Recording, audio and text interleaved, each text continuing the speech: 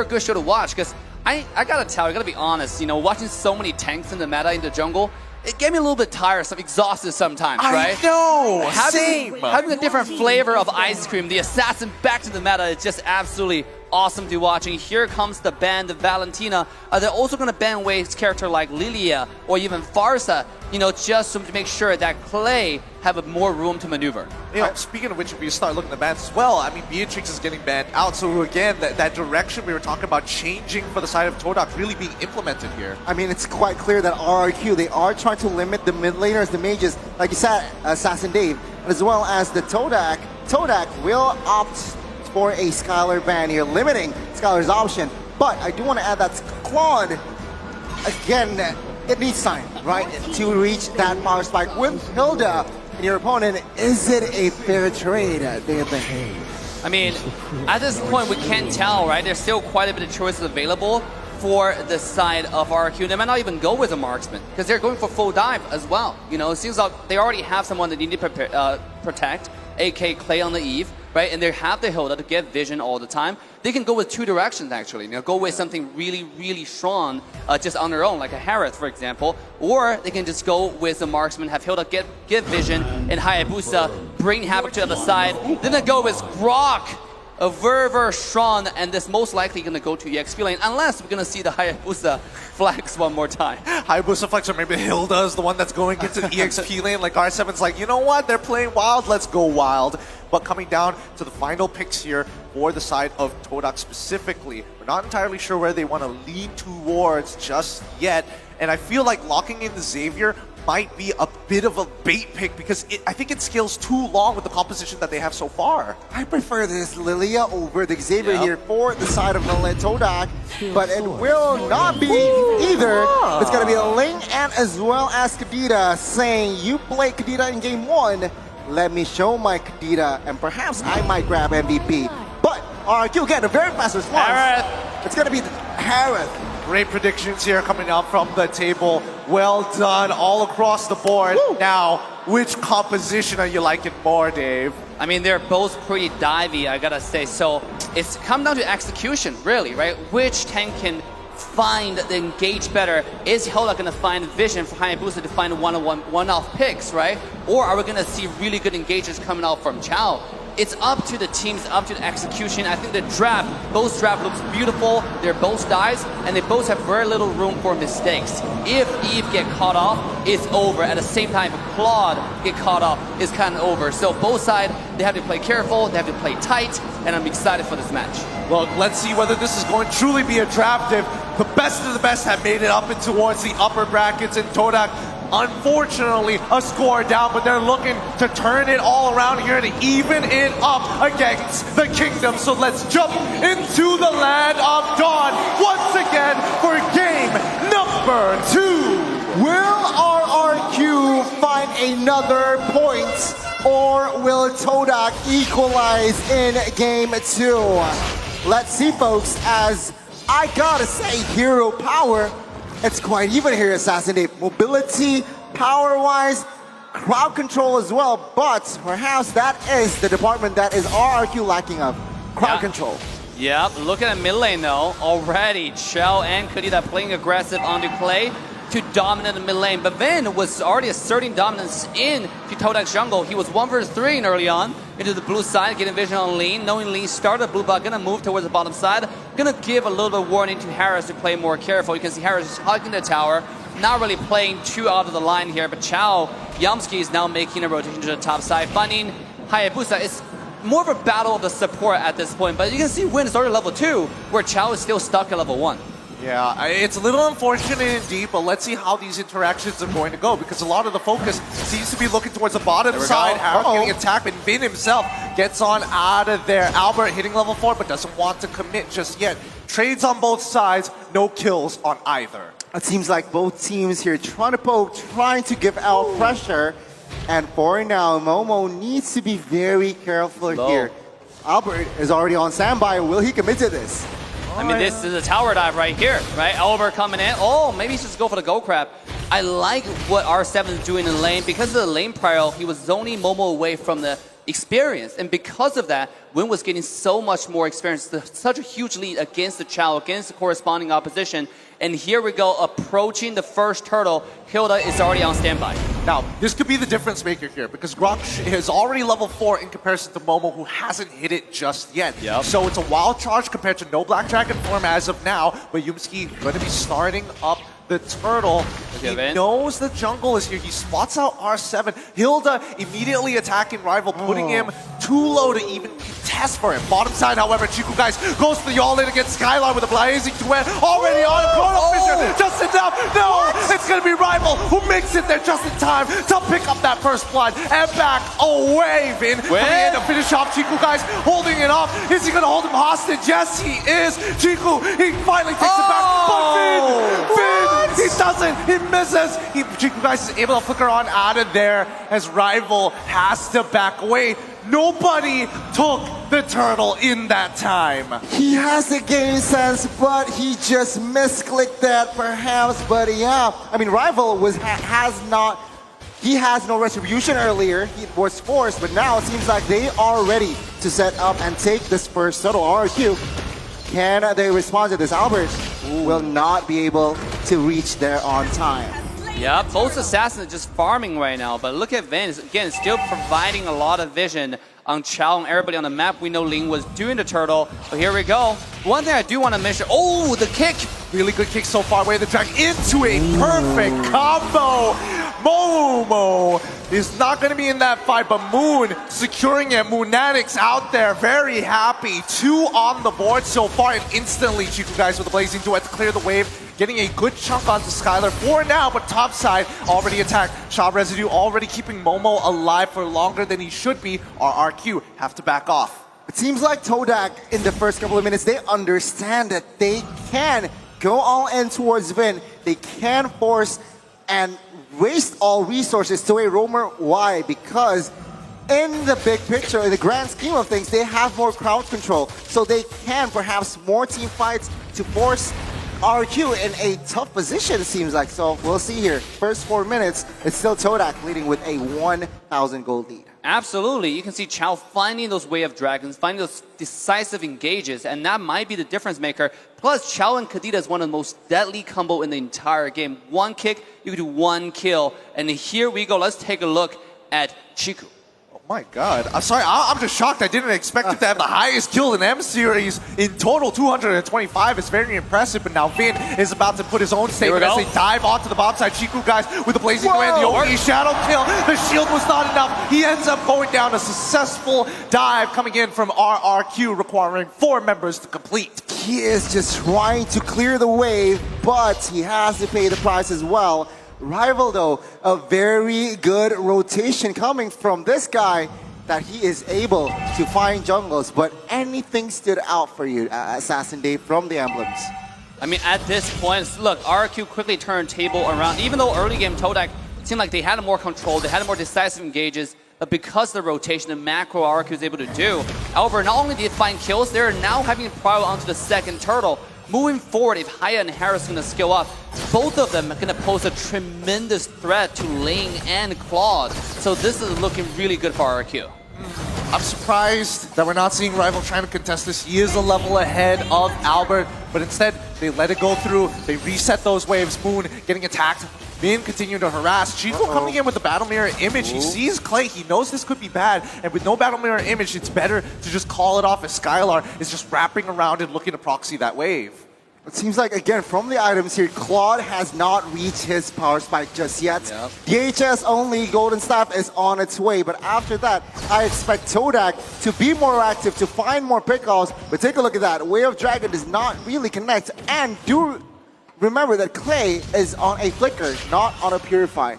That's a good point. Vin continuing to harass you guys. R7 wants it, the wild charge as well as Guardian's Barrier doesn't connect it. All Moon finds his kill. R7 goes down. Aspen is now on the run. Skylar with the Chrono Dash just finds his kill on towards Yumski. And now Momo is here to clean up. Vin will be the first to fall to the shot residue as he jumps on top of Clay, securing the knockup. This might be the second kill as well. Backtracking tail is able to connect. And now onto Skylar. Momo, do you want to go for a third? He says, nah, I'll wait next time. Chrono Fisher comes on through, but now that you've walked right into me, shot residue is going to proc once again. But look at Topside. Despite all that has happened, Topside finally getting the push. What is going on? Momo is unstoppable. RRQ, they dominant, but R7 catches Jiku, and my goodness, it was a solo kill on towards the gold laner. That's why high and dry do not disrespect the Grok. Yeah, the physical damage Grok coming off online, and we mentioned it yesterday, how disgusting this character can be once you get the core items like the Blade of Despair, like Blade of Haptic Cease. And R7 right now is popping off. He can one-shot a Claude at any time he wants, including Moon, before Moon even popped the passive. Does this mean we're expecting to see Winds of Nature first item build? Question mark? Maybe, but Yumski on the other side already secured Dreadnought, so again, it will negate the damage from Albert and as well as Vin. Also, R7. But we are seeing now RRQ setting up. Oh, Flicker, no. Oh, the real one manipulation comes out just in time, but Momo is now here to help. Clay is dead, and Rival is popping off. He's jumping through, but Momo continuing being the consistent source of damage. He's already found his killing spree. He finally dies to R7 at the end of the day, but the damage has been done.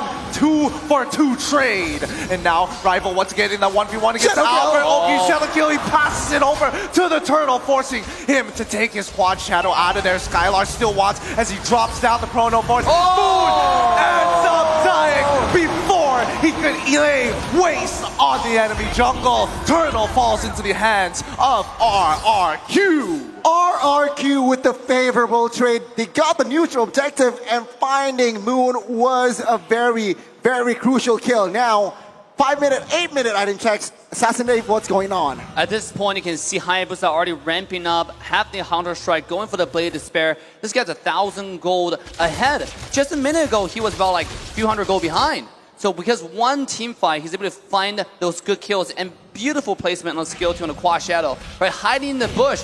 I don't think the Moon saw that coming. Here we go. Here comes the kick once again, but the real world manipulation as well as Chrono Fisher has been dropped. The Salmon Forest, can he get out of there? Skylar's still alive, but it's a little too late. They find a 1-for-1 trade. And the Petrify coming in, Skylar got hit again. He gets locked, and he's gone. And the Quad Shadow onto Rival, securing his kill. It's too much damage. Unstoppable. R7 not even participating in the fight. A 4-for-3 trade in favor of RRQ. The birthday boy does it again, and now Momo in a 2v1 situation with the passive sustainable. And my goodness, he almost won that trade. Momo's life for hire protects the wave and still protects the tier 1. Momo is absolute monster at this point. He is building damage. He just finished Hunter Strike. I mean, this guy, he's not going to play any defensive at all. He's going straight to your backline, trying to go for Clay, because Clay has one of the highest deaths right now. 3 deaths in the entire game. One-shot kill from Albert. Quick, switch the screen. We can't have this. The instant replay already coming up, but look at this play. Oh my goodness. I mean, the fact that Momo was able to get away with so much is pretty incredible, but Albert is now hitting critical mass. We saw that one shot earlier. It's going to happen again. I mean, at this point, right, RRQ, they are just having fun. It's not over though. The Lord now has spawned RRQ again, looking for a setup. 4-man rotations in the river area. Can Todak smell this? Because if they overextend RRQ, they will punish you. And as of now, the tempo and pacing has gone down slow yet again. You gotta give credit to Todak for, despite the pressure, they're playing Verver tight and Verver close together. Oh, look at the team fight here in melee. Oh, he's breaking out. Kadena has already found the kill on towards inside, but Yumski does not find the angle for the way of the dragon. Albert jumping in with the quad shadows, but here comes Shiku, guys, with the blazing duet. Real world manipulation is out, but Momo, does he want to press the advantage? No, it's too close to the tier 1, but R7 says hello, as his power of nature is going to deter Moon from getting any closer. very clean execution and setup from both teams. No casualties just yet though, only Vin. But now it seems like both teams, they are focusing on that Lord. With the man advantage, Todak will have a slight edge. But even so, RRQ, they are not letting this Lord for free. No, Backjaw was saying regarding Todak, you gotta give them credit for playing so careful and so organized. The Chao Kadita combo has proven to be very, very effective. Every person they find is the kill. It's very, very brutal and deadly. That's including Vin, the tankiest character in the entire game right now. Even Vin have to respect this combo and play more safe at this point. I think what I'm stressing about right now is the fact that Skylar, despite getting hit by double petrifies all the time, was still managing to hold out with the Xamarin Force, and I just saw him purchase the concentrated energy. So, with this being said, let's see how this Lord situation is going to work, because the side lane's not falling into the favor of Todak. The way I see it, I mean, Yumski, he has 3 targets, right? Either Albert, Skylar, or Clay. But please keep in mind that Skylar has Purify, so that just eliminates from 3 to 2. Albert quite hard to catch, and Clay is perhaps the only viable target for Yumski to catch. Other than that, it's just, I guess it's not really relevant, but teamfight perhaps will go ensue now. Yeah, again, as Assassin Day mentioned, just really organized coming in from Todak. They're really not pressing or forcing this. Oh, wait, Moon, Chiku are in prime position. Could they actually find the flank here as Momo is coming in with a Black Dragon form? No, RRQ take very safe paths back into their jungle here, as now they look to press. They do notice where Chiku and Moon is. The plan has been drop a rival, making his way down to the bot side to get some more pressure. And that's the power of Link, right? Like when it's in a stall, when it's stalemate, Link can always go to the side and split push. But this is RRQ taking advantage of this split push and starting the Lord. It's already getting low. Real one manipulation is down. Kadito uses the rough way. Albert's towards the Lord. Momo is going to initiate the fight. He didn't even proc the Shell Rescue. He ends up dying. Albert has already got like the place into it, as well the Winds of Nature showcase out of field.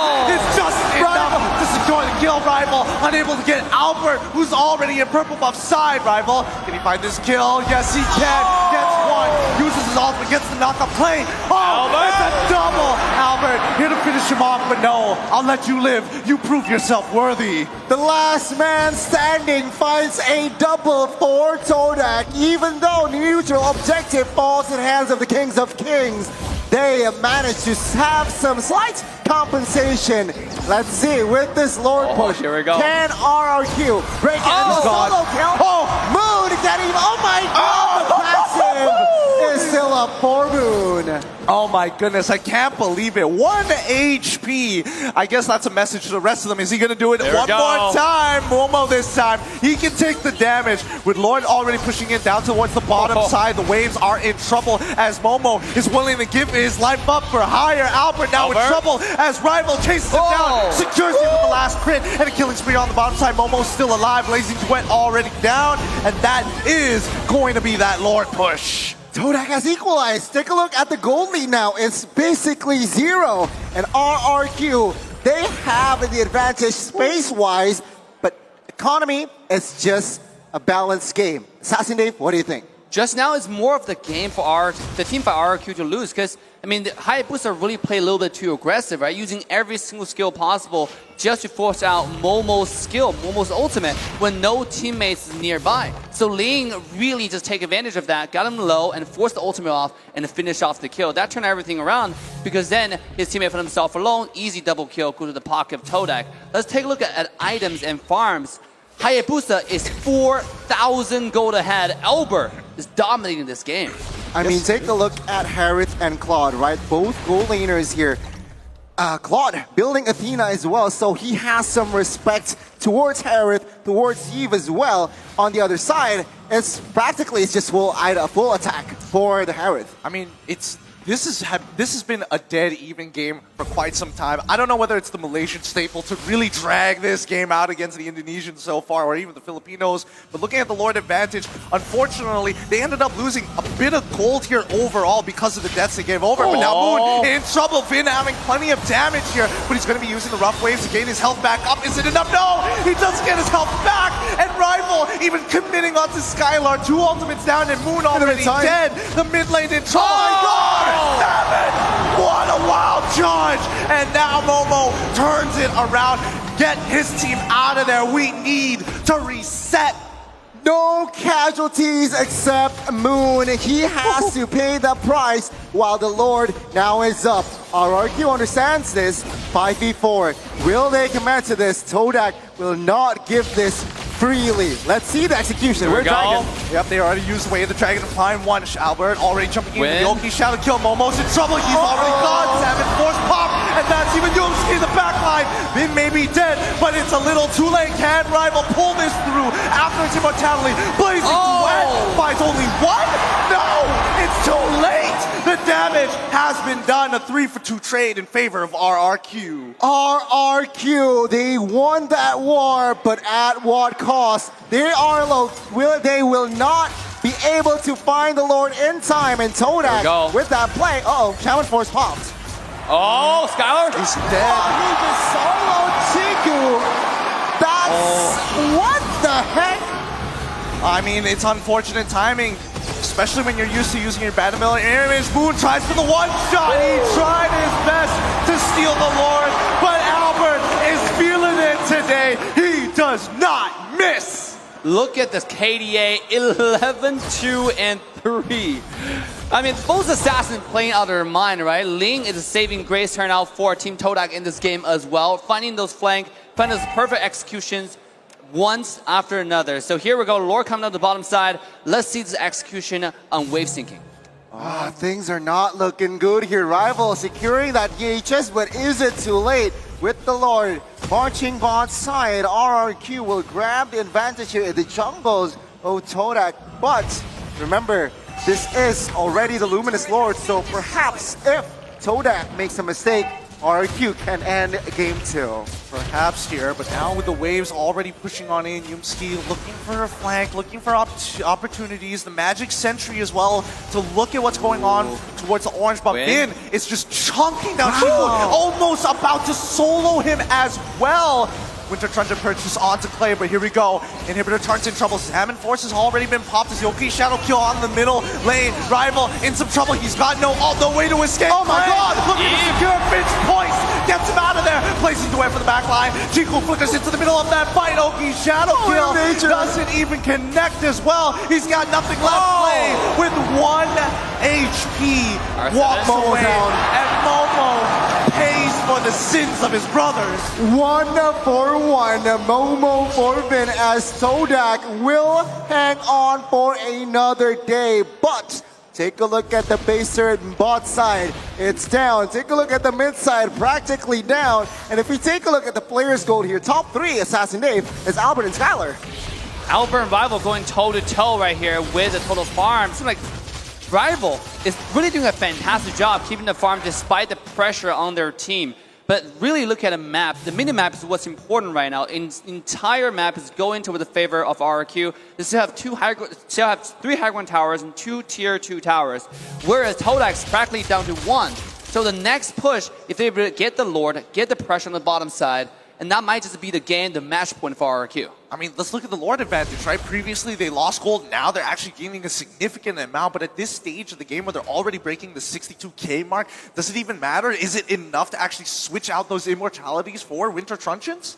Maybe. I mean, Immortalities and Winter Truncheon, they are crucial at this stage. Remember, get in 20-minute mark. Yumski, about a brute force, perhaps to add more movement speed. But again, with the composition, it's just... Yeah, he needs to target Clay, and mid-turret will fall. Now, Lord will be up in the next 5 seconds. Will Todak? Todak has to contest this. Not sharp there, unfortunately, but let's see how they set this up. RRQ, once again, you're expecting Bin to open up the map. Yumski as well, playing the exact same role.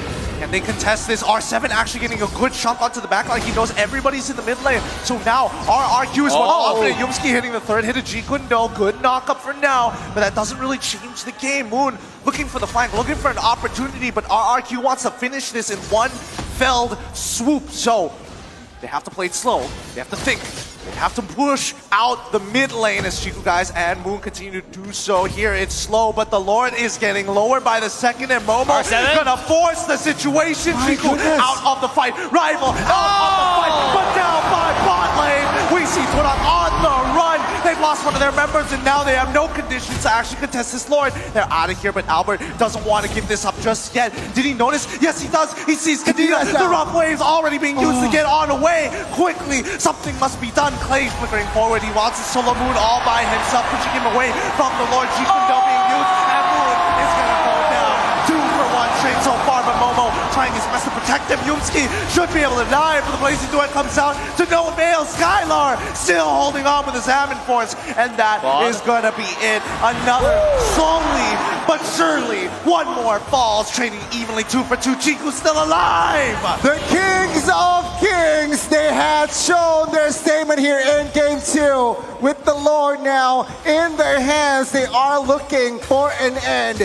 Todak with just 3-4 men now defending. Can they defend this one? Get in. Things are looking bleak for the Malaysians. Let's see. They're going to force the initiation again with the Salmon Force already being popped out. Blazing Duet is coming on through. He's getting chopped. Link already with the ultimate real one manipulation comes late to catch on 3. Momo still with a shot rescue holding on just strong enough. But the Lord is on its way and the members are low. Skylar can't get back into this. Do they just let go? Now with 5 men, with the Lord now, let's see. 6v5, RRQ. R7. R7 in the middle of it all while their carry has just gotten out of there. Skylar's not there. Albert is going to do it by himself. Shot residue proc over the shit.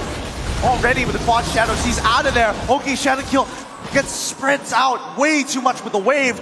Nothing RRQ can do, but they've got all the inhibitor turrets, all the gold. Todak, they can breathe for another 5 minutes. It seems like. Assassin Dave, what can you read?